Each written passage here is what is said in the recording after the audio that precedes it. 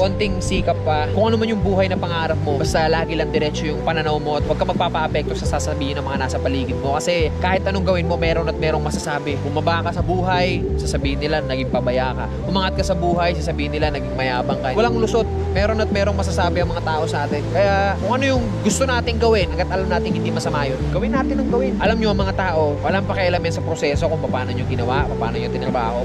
Mukhang ewan ka talaga para sa mga yan sa umpisa. Ang gustong makita lang ng mga tao palagi, yung finished product. Ano yung narating mo dyan. As long as di mo napapabayaan yung pamilya mo, yung sarili mo, sa kung ano man yung tinatahak mo, banat lang.